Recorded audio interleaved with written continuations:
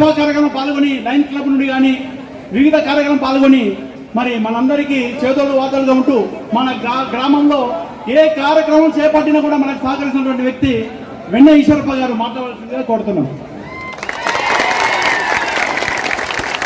అందరూ కూడా ఒక్కసారి రెండు చేతులు పైకెత్తి జై శ్రీరామ్, జై శ్రీరామ్. సరిపోదు. హిందూ టైగర్ రావడం జరిగింది, ఒక దిక్కు హిందూ స్వామి రావడం జరిగింది, ఆదిత్య పరాశ్రీ స్వామి గారు. కాబట్టి సరిపోదు. మరొక్కసారి జై శ్రీరామ్, జై శ్రీరామ్, జై శ్రీరామ్, జై శ్రీరామ్, జై శివాజీ, జై శివాజీ, వీర శివాజీ, జై శివాజీ, వీర శివాజీ. 2-3 నిమిషాలని మాట్లాడతాను. ఆ పేరు డాక్టర్ వెన్న ఈశ్వరప్ప. ఈ వెన్నచేడు గ్రామ నివాసిని. ఈరోజు హిందూ సామ్రాజ్యం అంటున్నాం. ఆ రోజు మన భారతదేశం మీదకి మొఘలులు దండయాత్ర చేసినప్పుడు ఎవరైతే ఒక మాతృమూర్తి చిన్నప్పుడు ఒక అంశం వాళ్ళ ఇంట్లో జరుగుతున్నప్పుడు ఆ మాతృమూర్తి ఏం చూసిందంటే బయట మొఘలును దాడి చేస్తూ ఎన్నో రకాల ఇబ్బందులు జరుగుతూ ఉంటే ఆ బిడ్డ మాతృమూర్తి బిడ్డగా ఉన్నప్పుడు కిటికీలో నుంచి చూసింది. నాన్న దగ్గరికి వెళ్ళింది. నాన్న అక్కడ అంతా కొల్లగొడుతున్నారు, ఇబ్బంది జరుగుతుంది నాన్న అన్నప్పుడు తండ్రి చెప్తాడు, బిడ్డ మన వల్ల కాదు, వాళ్ళు వచ్చింది మొఘలులు బయట దేశానికి వెళ్ళి భారతదేశం మీదకి దండయాత్ర చేసిండ్రు, మన వల్ల కాదు బిడ్డ అంటారు.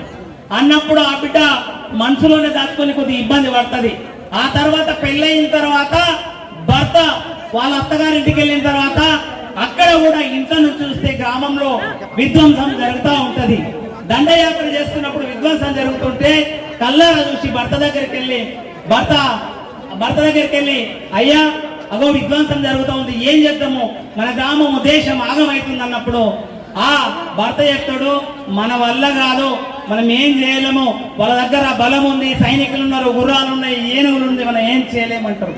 ఆ సందర్భంలో ఆమె నిశ్చయం ఉంటది, నా తండ్రి వల్ల కాలేదు, నా యొక్క భర్త వల్ల కాలేదు అని చెప్పేసి ఆ తల్లి పుత్రుడు ఎవరైతే కొడుకు పుడతాడో ఆ కొడుకు ద్వారా చిన్నప్పుడు బాల్యం నుంచే వీర యుద్ధాలు, ఖడ్గ యుద్ధాలు సైనికుడిగా తయారు చేసి ఆమెకు ధైర్యం అనేది ఆ తల్లి నిర్వహించిన శివాజీ గారి తల్లికి ఒకసారి గట్టిగా చప్పట్ల ద్వారా వారికి ధన్యవాదాలు తెలియజేద్దాం. ఆ తల్లి యొక్క కొడుకే శివాజీ గారు. ఆ శివాజీ గారు ఆ రోజు భారతదేశంలో మొఘలులు ఆక్రమించుకొని దండయాత్ర చేస్తుంటే ఊచకోతకొస్తుంటే ఆ రోజుల్లో మనందరినీ కాపాడిన వీరసింహం టైగర్ ఛత్రపతి శివాజీ మహారాజ్ అని చెప్పేసి మీ అందరికి తెలియజేస్తా ఉన్నాం. ఈ రోజు మన హిందూ సామ్రాజ్యాన్ని మనమంతా మీ అందరికి చేతులు జోడించి వేడుకుంటున్నాం. కులం ఉంటే కులం కడప లోపలే, కులం ఉంటే కడప లోపలే, బయటికి వస్తే మనమంతా హిందువులమని చాటి చెప్పుతూ హిందువులు హింస చేయరు, అహింస చేయరు, శాంతియుత వాతావరణంలో ధర్మంగా నిబద్ధతతో న్యాయంగా చేస్తారు. కాబట్టి నేను మిగతా అంశాలు మాట్లాడను.